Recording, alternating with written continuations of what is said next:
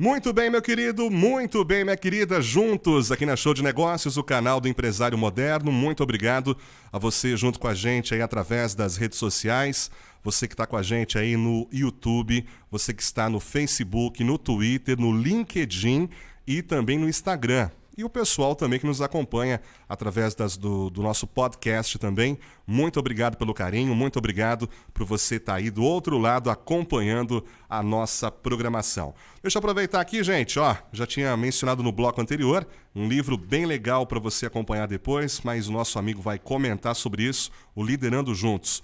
Hoje tenho a grata satisfação de receber o Hamad Bucar. Ele que é graduado em Administração de Empresas, possui pós-graduação em Administração da Qualidade, Engenharia da Produção e Gestão de Projetos e Negócios, além de mestrado em Engenharia de Produção. Atua como mentor de executivos e orientador de carreira, diretor técnico da Valor Empresarial, empresa com foco em educação e mentoria executiva, que está no mercado há mais de 20 anos. Além disso, o Hamad, ele é escritor e palestrante, idealizou e conduz as formações online Líder Mentor e Profissão Mentor, além da série Grandes Ideias, Grandes Questões, disponível também pelas redes sociais. E além de tudo isso, Hamad Bucar é um grande mentor e você vai entender o que é mentoria, como que funciona tudo isso. Hamad, muito obrigado pela sua presença aqui na Show de Negócios, fico muito feliz, obrigado pelo livro. Evidentemente que eu vou querer a minha dedicatória, tá bom? Mas muito legal aí por você estar aqui com a gente. Eu sei que você é uma pessoa muito ocupada, embora estejamos na quarentena, você tá aí a 1000 por hora, não é porque rolou a quarentena que você parou de atuar, né? Então, muito obrigado pela sua presença aqui na Show de Negócios. Bom dia, Hélio, bom dia, ouvintes da Show de Negócios e mais especificamente desse programa Manhã de Negócios, né? E estou muito feliz em poder participar, falar um pouquinho dessa nova corrente, esse novo veículo, né, que aproxima os profissionais do mercado, que é a mentoria. Não é uma prática nova, espero poder falar um pouco mais sobre isso, mas é uma prática que agora está em muita evidência, né, sendo comparada aí com outras metodologias, e é interessante a gente poder falar um pouco a respeito e poder esclarecer para o maior público possível, né, que nos acompanha. Sem dúvida alguma. Hamad, uma coisa que eu gosto muito de fazer aqui nas nossas entrevistas é conhecer a origem dos palestrantes, dos executivos, dos empreendedores que vêm aqui. Eu queria saber um pouco de você. Você, pelo nome, tem uma origem específica, e eu queria saber como foi a tua origem, como foi aí a criação dos seus pais, e até você chegar hoje, né, a ser uma referência em mentoria, como que foi se desenvolvendo na sua vida aí, se teve influências, se você já era diferente já desde pequeno. Conta pra gente, conta um pouquinho do Hamad aí, desde pequenininho até chegar hoje aí, esse cara experiente na questão da mentoria. Esse é um ponto bem interessante, Hélio. Você já demonstra aí que é um mentor natural, né? Normalmente, em mentoria, a gente procura entender o contexto da pessoa para que a gente consiga entender o presente e o futuro dessa pessoa, né? Eu sou descendente de sírio-libaneses, sou neto e comecei a ver empresas muito cedo, né? Mas a empresa do árabe, em geral, ela é uma empresa muito pautada na atitude, né? Muito forte em termos de liderança, e desde criança eu via que deveria ter algo mais por trás daquilo, né? E era exatamente a questão da gestão. Então, desde muito cedo eu comecei a perceber que, além da liderança, existiam outros pontos, né? E eu fiz administração, comecei muito cedo, estudo desde 81, administração de empresas. Algumas coisas me deixam assim surpreso, porque continuam temas atuais. Eu estava um dia desse falando com um amigo, olha, o primeiro livro que eu comprei, quando entrei na faculdade de administração, falava sobre cultura organizacional, do Edgar Schein. Uhum. E 39 anos depois desse livro, né, que já era um livro que tinha, 6, 8 anos, era um livro dos anos 1970, a cultura organizacional continua sendo um ponto crítico nas empresas, né?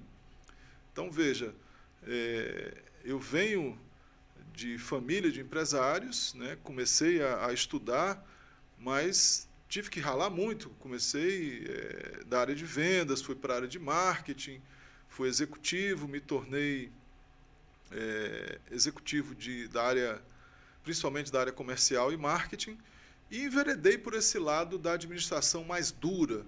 Fui fazer engenharia da produção, né? Houve um tempo da minha vida que eu era altamente cartesiano, né? Estudando tempos e movimentos e PCP, né? Planejamento e controle de produção e tal, software de aplicação nas indústrias. E aí, no ano 2001, eu resolvi fazer um curso inesperado, resolvi cursar psicanálise. Psicanálise. E aí tá bem eclético as escolhas, né, Amad? Foi uma guinada bem radical que eu dei, né? Eu vi que eu era muito racional, muito cartesiano. Eu falei, bom, vamos...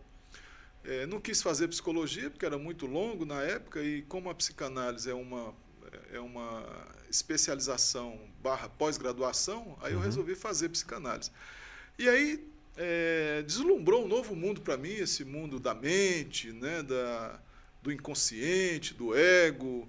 E aí eu fui vendo a aplicabilidade disso nas empresas, e eu já tinha minha empresa de consultoria. Na verdade, em 1996, eu abri uma empresa especificamente para isso, né? No começo, trabalhava direto com consultoria, e comecei a ver que haviam outros horizontes, né? E depois da psicanálise, eu fui fazer um curso que eu recomendo para muita gente, que é tão bom, até melhor do que a psicanálise, que é a filosofia clínica. É uma aplicação da filosofia. Filosofia clínica. Primeira vez que eu estou ouvindo falar. É bem interessante.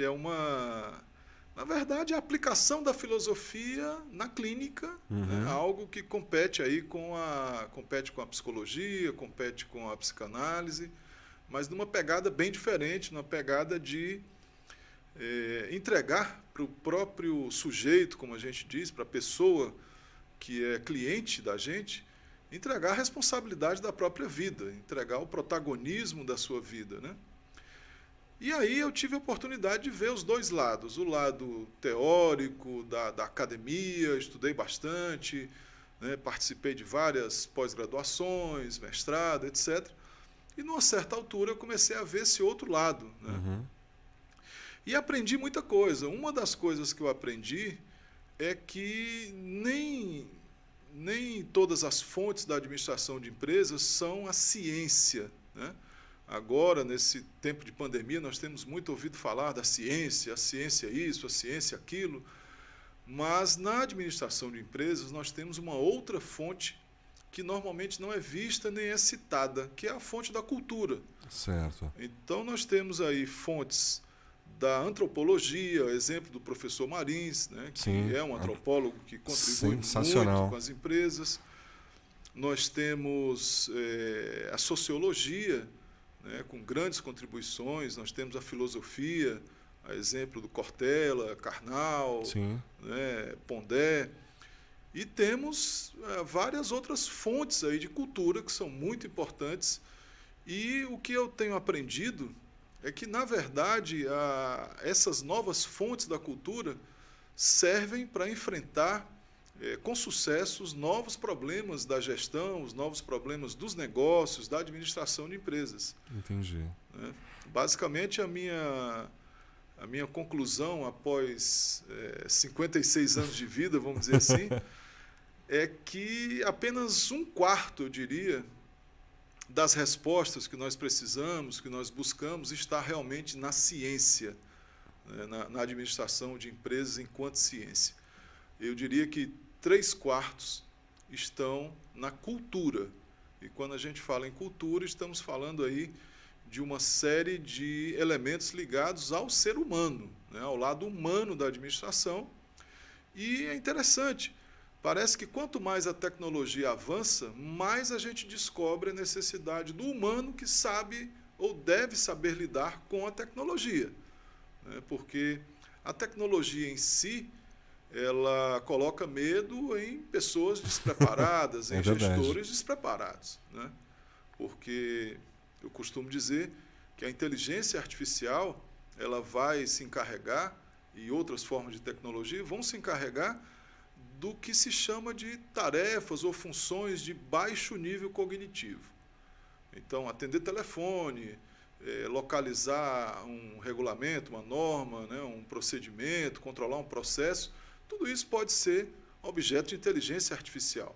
Então, cabe aos líderes, cabe aos gestores, aos homens de negócio e mulheres de negócio principalmente, essa incumbência de elevar o nível de cognição, ou seja, elevar a sua compreensão sobre o seu negócio, o seu setor, o seu nicho e olhar para o mercado de maneira mais abrangente.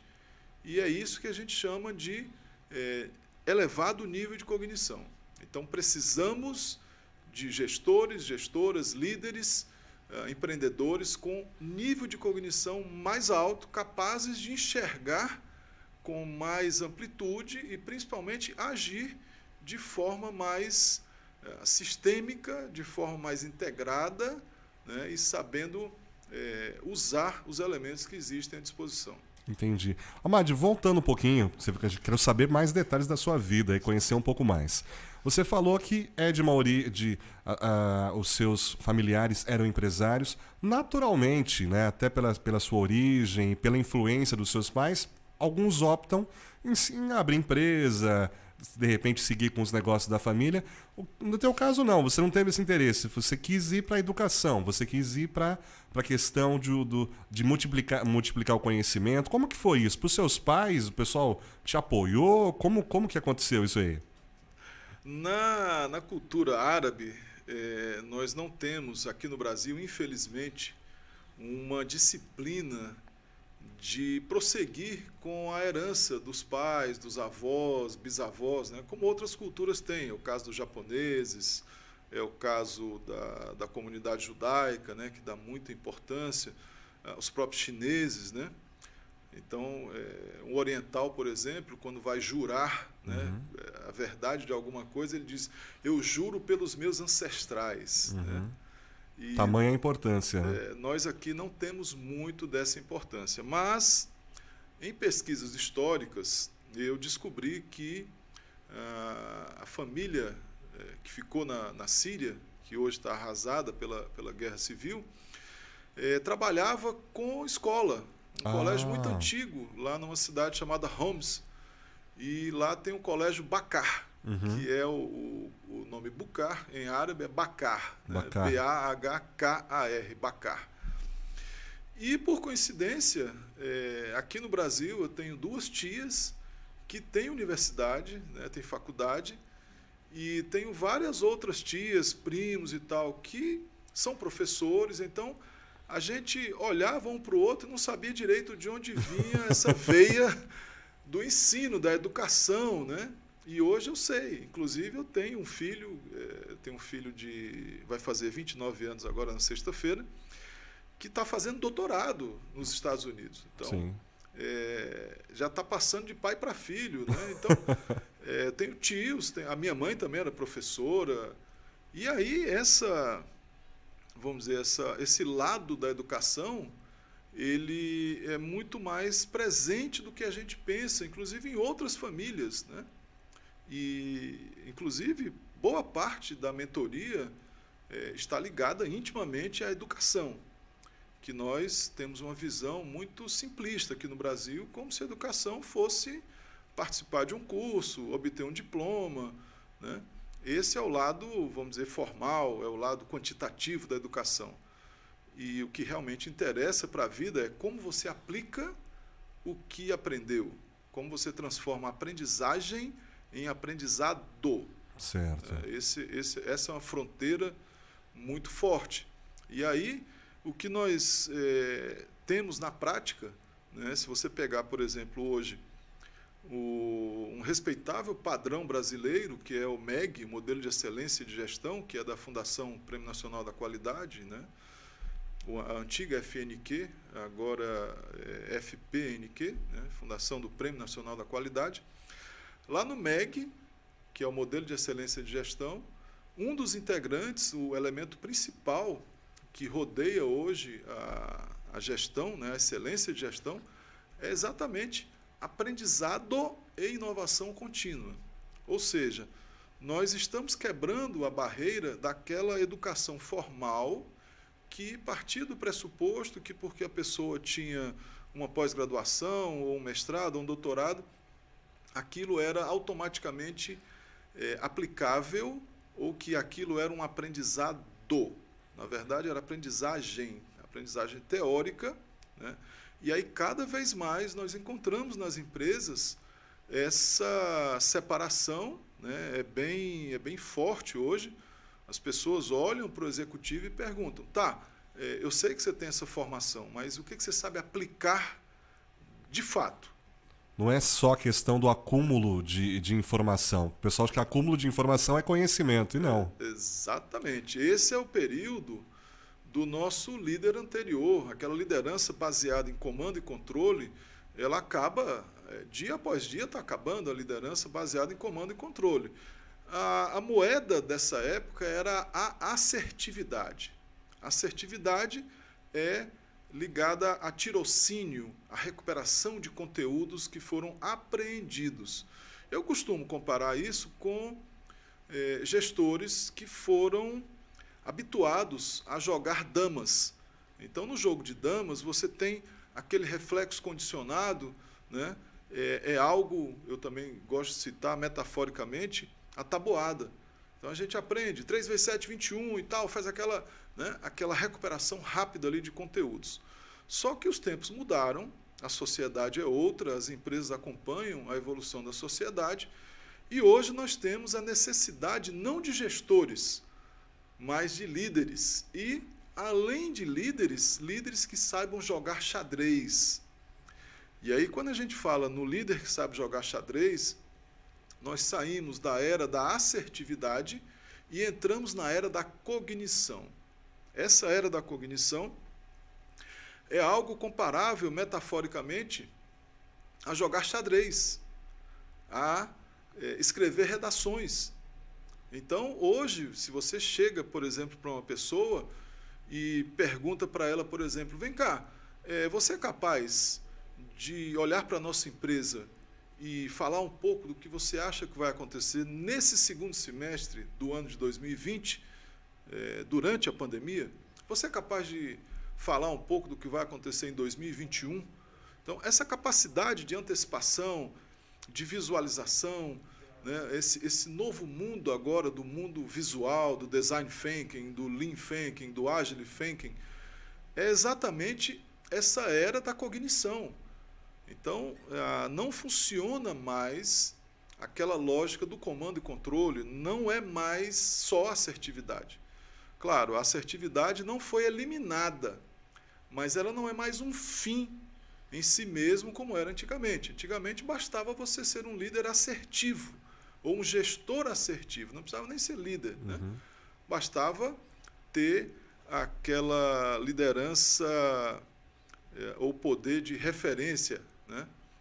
Que você chegava lá, aliás, desculpa, o poder de posição, né? Chegava lá, não, eu sou gerente, então eu mando, né? Hoje não, hoje nós vivemos um poder de referência, né?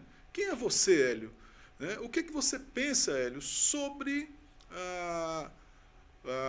a empresa, né, a qual você pertence? O que você pensa do show de negócios?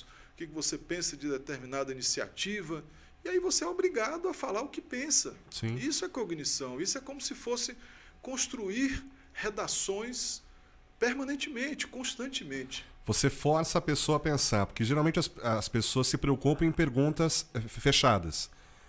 Você concorda com isso, sim ou não? Quer dizer, não dá brecha para você poder desenvolver alguma coisa. Amad, uma curiosidade que eu tenho também, em cima do que você mencionou, foi que a sua primeira experiência foi na questão do empreendedorismo com a sua família. Depois você se especializou, fez administração, entendeu o lado, digamos, burocrático de ser empreendedor. Depois surgiu a questão da psicanálise.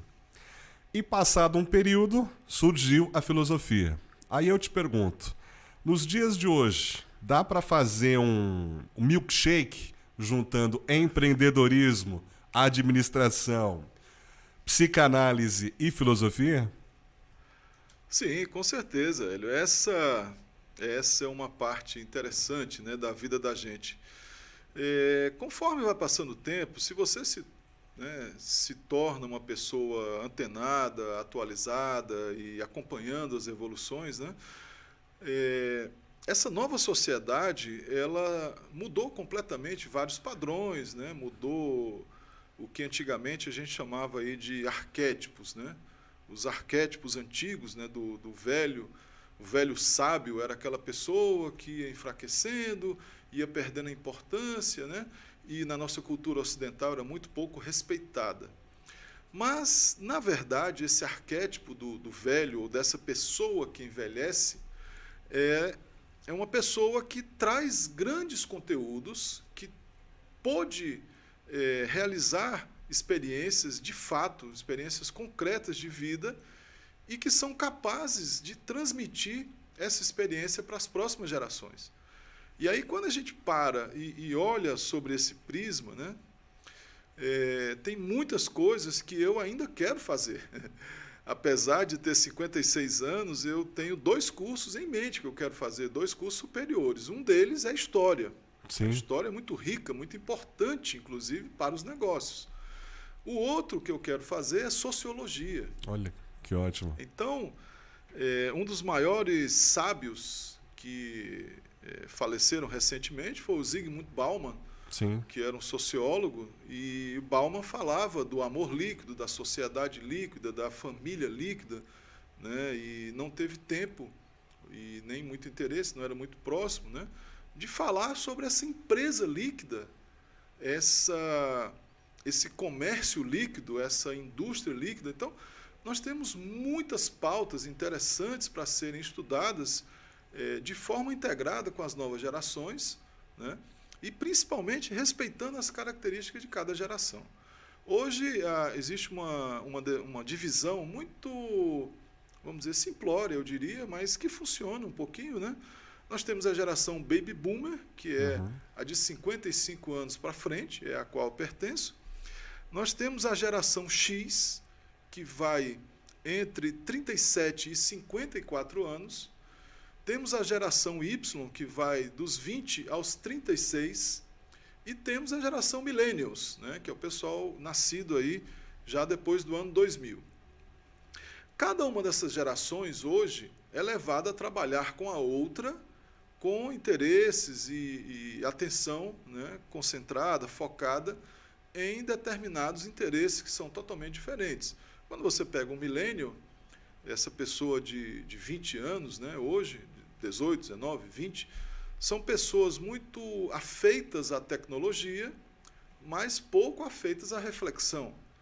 Então, nada mais normal, né, do que a gente conversar entre gerações, levar um pouco do que nós temos, da capacidade de reflexão, interpretação, né, da concepção de novos modelos, e receber dessas pessoas tecnologia, receber um aporte de atualização, né?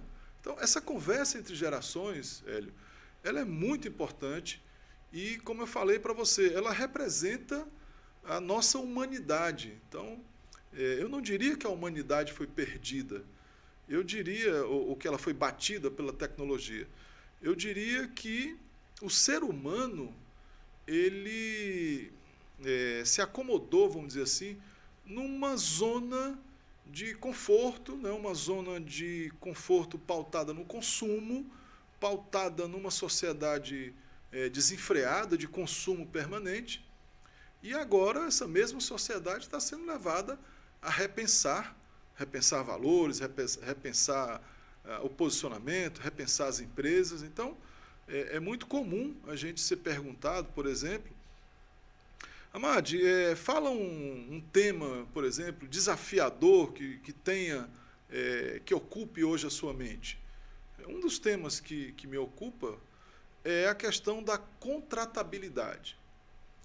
Nós já estamos ouvindo falar no fim do emprego desde os anos 1980. Sim. Mas ninguém tem uma solução ainda. Eu digo, a solução é a contratabilidade. Então, você pode ter uma empresa, é muito comum, inclusive, hoje em dia, que não consegue mais pagar a pessoa da coordenação de RH, da gestão de RH, por exemplo, e essa pessoa de RH chega e faz uma proposta e diz, olha, eu quero ser terceirizada pela empresa. Então, eu posso cobrar menos dessa empresa e atender a mais empresas. Esse é o futuro, né? Esse é o futuro da contratabilidade. Mas aí eu coloco de volta para os amigos, os debatedores, pessoas como você, interessadas em negócios, né?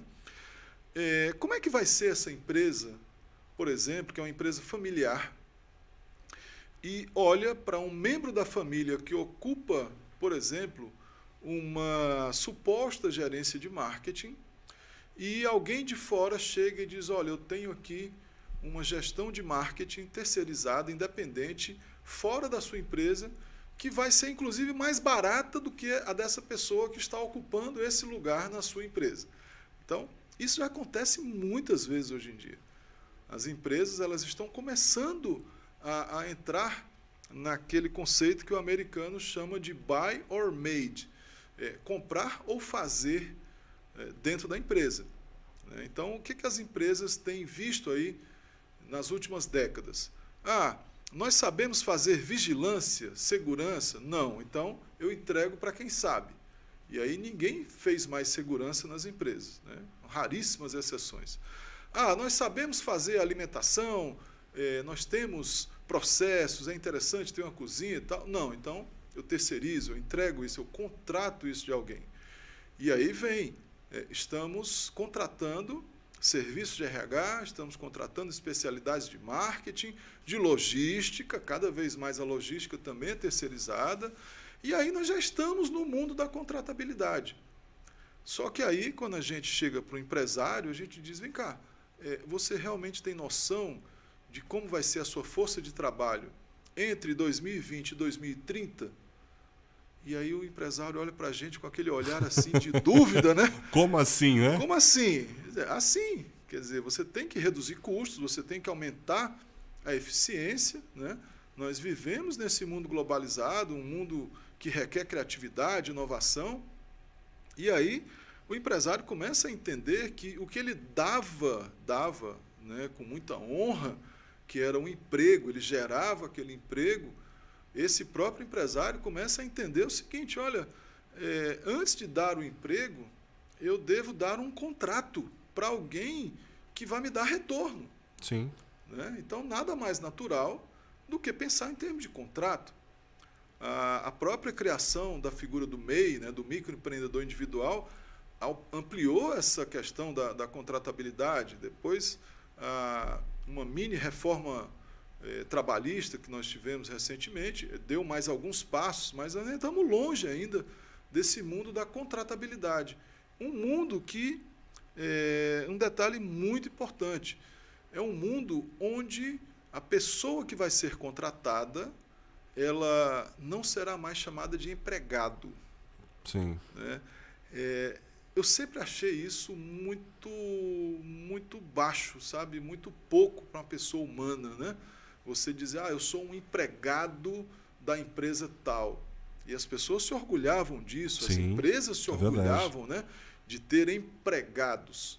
E depois, no segundo momento, a empresa disse, olha, agora nós não vamos mais chamar de empregados, nós agora vamos chamar de colaboradores. Muito bacana, foi uma evolução. Mas a pergunta agora nós estamos preparados para chamar esses colaboradores de contratados, ou mais especificamente ainda subcontratados? Né?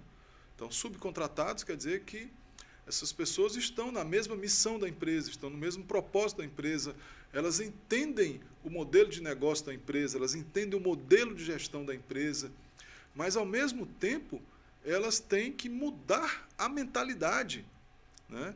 Eu procuro não exagerar na palavra mindset, que é uma palavra que está sendo... Né, se popularizou, né? Infelizmente, mal utilizada, né, por alguns autores e tal. Então, mindset ficou uma palavra meio queimada, mas é essa mentalidade, os modelos mentais das pessoas estão sendo remexidos.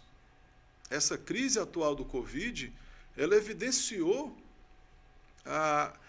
essa necessidade de novos modelos mentais, novas formas de trabalho, novas formas de contrato. Tem gente sendo demitida, mas também tem gente sendo admitida, né? Tem empresas que estão fazendo enxugamento e aumento de eficiência em plena crise do Covid.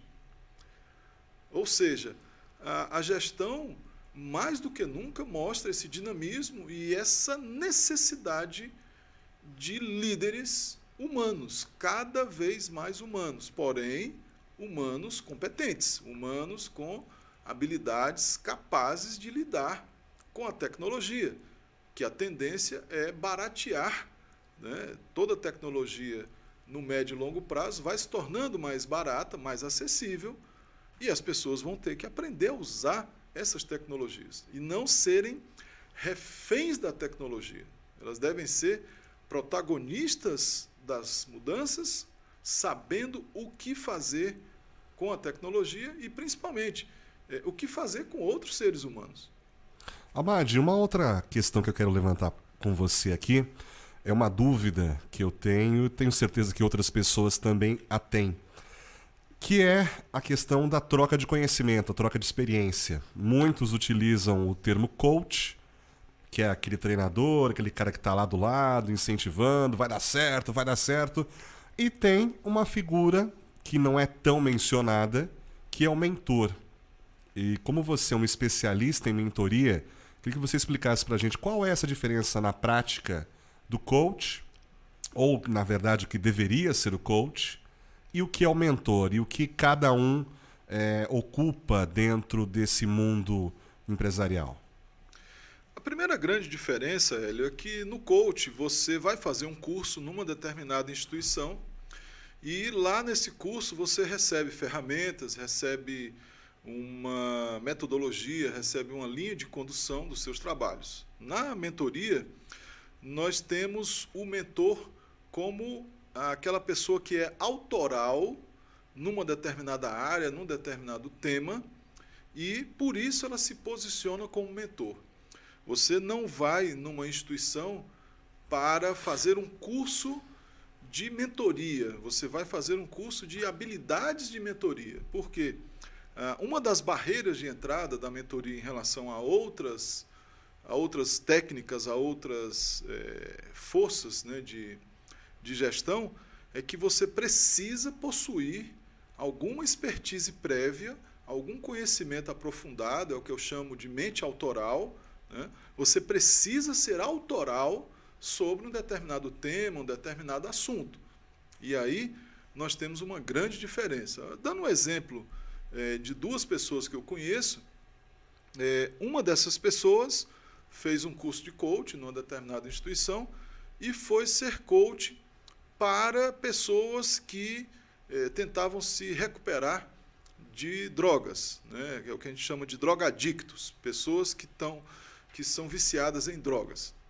Ok, então a lógica desse coach é pegar as ferramentas que aprendeu e aplicar com essa pessoa que tem esses problemas.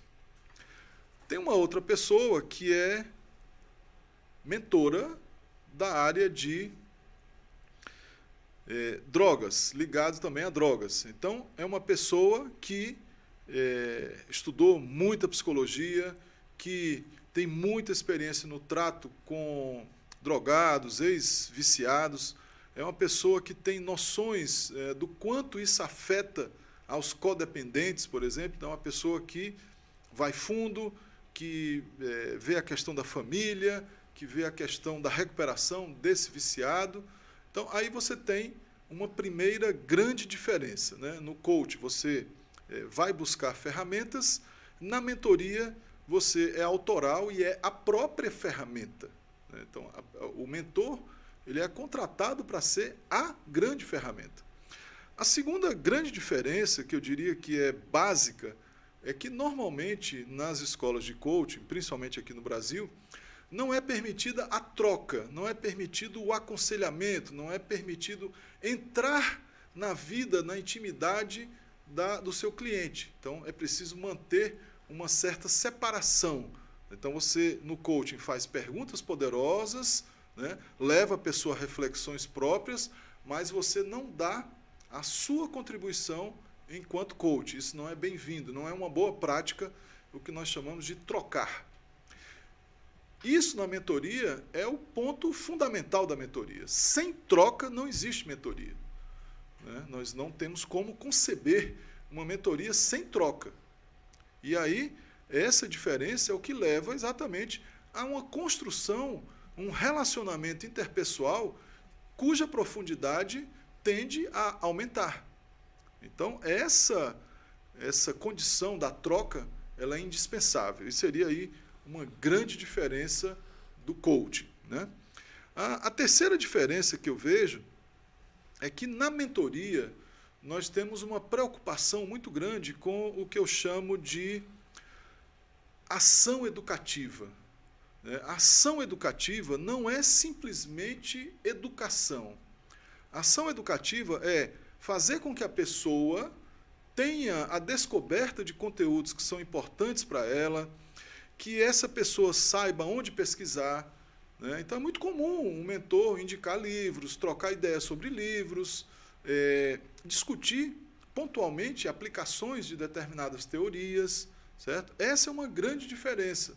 No coaching não há essa visão voltada para a educação. É uma visão mais voltada para a melhoria de desempenho, para metas cada vez mais quantitativas, né? Fazer mais e bater recordes. Na mentoria, nós também trabalhamos fortemente a questão das metas, só que nós nos ocupamos mais das metas qualitativas. Mudanças radicais, o que a gente chama de trade-offs, são mudanças sem volta, né? E aí nós temos uma grande diferença entre uma lógica e outra. E, infelizmente, nós temos pessoas que simplesmente mudaram o título no cartão de visita e acharam, olha, eu era antigamente coach e agora eu converso francamente com o meu antigo coach e por isso sou mentor. Não, pessoal, isso não transforma um coach num mentor. Entendi. Deixa eu aproveitar um parênteses aqui, Amad. Mandar um abraço aqui para Cristiane Oliveira. Diz que está muito boa a entrevista, está parabenizando você. Selma Santos e a sua neta estão acompanhando pelo celular. Obrigado, viu, Selminha? Obrigado pelo carinho aí.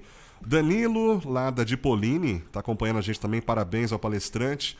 Vandermilton Nunes Correia, do Triângulo Mineiro. Oh, coisa boa, hein? Parabenizando também o pessoal da Show de Negócios. Obrigado pelo carinho.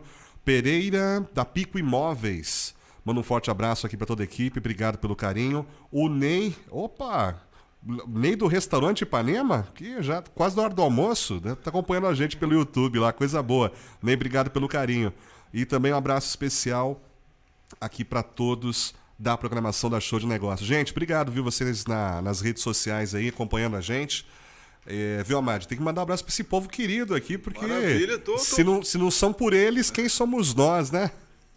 Eu fico surpreso positivamente, né, de ter audiência em todos os níveis. Eu acho interessante no seu programa, Hélio, que nós temos aí desde o executivo de grandes empresas aos de média empresa e principalmente aos próprios empresários, empreendedores, né, pessoas que veem ou que tenha exercido aí esse papel, né, de líder, de empreendedor, de gestor, tudo ao mesmo tempo, né, tudo junto e misturado. Sim, sem dúvida. E isso tem seu valor, né? Tem seu valor a empresa familiar, a pequena e média empresa no Brasil familiar é a base da nossa economia. Sem eles não existe economia. É verdade. É muito gostoso também, inclusive nós que estamos aqui na região do centro, na Consolação, a gente vai almoçar, né, um pouco mais tarde, está o pessoal lá no YouTube com o monitor acompanhando a gente, ouvindo as entrevistas, né?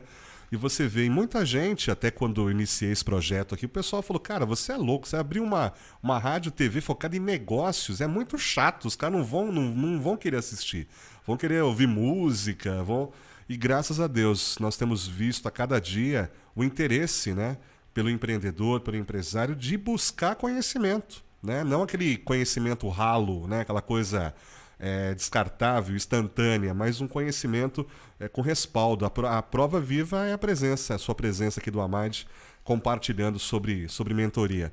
Amad, olha, por mim ficaria o resto da tarde conversando com você aqui, mas infelizmente nós estamos chegando aqui nos instantes finais da nossa entrevista. Eu quero muito que você mencione o livro, o Liderando Juntos. Deixa eu aproveitar aqui e mostrar para o pessoal de novo. Quero que você comente sobre isso. E quero também, inclusive, o pessoal quiser saber mais do livro, quiser adquirir, como faz, e deixar também os seus contatos, né? Não sei se nas redes sociais como você está, se tem um site, enfim. Os microfones aqui são seus, fique à vontade. Muito obrigado, Hélio. Os meus contatos, tudo Amad Bucar, né? A-M-A-D, Bucar, tudo junto. Tem Instagram, tem um site, www.amadbucar.com.br, e também Facebook, LinkedIn, principalmente. E esse livro, Liderando Juntos, é uma experiência muito boa, muito construtiva na minha vida, porque são mais de 30 escritores apresentando diferentes perspectivas sobre a liderança. Então, nós temos pessoas que falaram sobre o líder inspirador, nós temos pessoas que falaram sobre o líder que é mentor, que é o meu caso, o líder que é comunicador, né, o líder que cria valor. Então, são várias visões diferentes sobre liderança, e eu gosto sempre de frisar, Hélio, que a história do mundo nos ensina muito, né? Quando a gente para e pensa, esse ser humano que está aqui hoje, né, que é a espécie que a gente chama de Homo sapiens sapiens, ele tem pelo menos 35 mil anos de tradição que não é devidamente respeitada em termos de liderança. Os primeiros líderes, eles garantiam segurança, garantiam comida, organizavam as caçadas, organizavam o local onde ia ser explorado, né, e geraram as civilizações modernas. Então, em primeiro lugar, vêm os líderes. É o mais antigo, pelo menos 35 mil anos. Quando esses antigos seres humanos começam a se juntar nas cidades, tem as plantações, começa a cultura do milho, do trigo, e nós temos as cidades surgindo, tem a organização dos exércitos e começam os empreendedores. Aí começam as grandes obras, né, Mesopotâmia, as antigas pirâmides do Egito, que são sinais claros dos empreendedores. Então, em primeiro lugar, pelo menos com 35 mil anos, vêm os líderes. De 10 mil anos para cá, nós temos notícia dos empreendedores, né? Claro que eram empreendedores, mas não eram necessariamente empresários. Mas aquele comerciante que andava lá no Saara há 5, 6 mil anos atrás, carregando mercadoria no lombo de camelo, já era um empreendedor. E que empreendedor, né? O cara sem dúvida ia buscar seda lá na China e trazia para os mercados da Europa, por exemplo, em cima de camelo. E só muito recentemente, em 1923, para ser mais preciso, nós temos o surgimento da administração como ciência.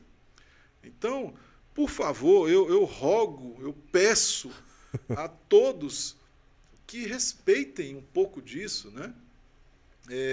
Não adianta encher a boca para dizer, eu sou uma pessoa da ciência, porque eu estudei administração de empresas exaustivamente. Pessoal, é necessário humildade, né? Nessa ciência da administração de empresas, nós aprendemos apenas uma parte do que precisamos para a nossa vida de empresário, de gestor, de líder, né? Então, é muito importante que a gente eleve um pouco a nossa visão, que a gente olhe para a história, que a gente olhe para os exemplos que não são necessariamente ciência, né? A mãe, o pai, o avô, a avó, essas pessoas traziam já essa capacidade de liderança. Elas já traziam a capacidade empreendedora, abriram, né, pequenas lojas, restaurantes, lavanderia, etc., que nos colocou aqui hoje. Então, é muito importante ir muito além, né, da ciência. Eu sei que o nome é muito bonito, está na moda, inclusive, né? Encher a boca, dizer, é tudo em nome da ciência. Sim, sem dúvida. Só que nós estamos vendo grandes distorções, inclusive, em termos de Covid, em nome da ciência. Então, muito cuidado, né? Vamos respeitar a ciência, mas não exageremos a dose e sejamos mais humanos do que cientistas. Sem dúvida. Meu querido Hamad Bucar, aqui no nosso Manhã de Negócios, muito obrigado pela sua presença, pela troca de conhecimento que você nos proporcionou. Mais uma vez, deixa eu mencionar aqui esse livro bem legal, Liderando Juntos. Vou deixar um para sorteio. Opa! Vai ficar aqui para você sortear com os seus ouvintes. Perfeito. Ó, depois vamos criar uma hashtag aí, eu vou passar para o pessoal que quiser adquirir, então, o Liderando Juntos, onde tem a participação do Hamad Bucar. Lembrando que ele é graduado em Administração de Empresas e possui pós-graduação em Administração de Qualidade, Engenharia e Produção, Gestão de Negócios, hein? Além do mestrado em Engenharia de Produção. Olha, quer conhecer um pouco mais do Hamad? Dá uma passadinha no site dele lá, o www.hamadbucar.com, certo? .br. .com.br? Certo. hamadbucar.com.br. Ou nas redes sociais, Sim. É só você colocar lá Hamad com D mudo Bucar e você vai encontrar as informações. Lembrando que você que está acompanhando ao vivo aqui na Show de Negócios, dentro de algumas horas já estará disponível nas nossas redes sociais e lá no Instagram também e no nosso podcast, essa entrevista na íntegra, para você que perdeu, para você poder compartilhar com as pessoas que você gosta. Tá bom? Hamad, obrigado pela sua presença aqui com a gente. Eu que agradeço, Hélio. Foi um prazer estar aqui com você e principalmente um prazer em saber que tem gente compartilhando e nos ouvindo, né, de tão longe e principalmente que vão botar em prática o que está sendo debatido aqui em grande estilo com a sua presença. Muito obrigado, Hélio.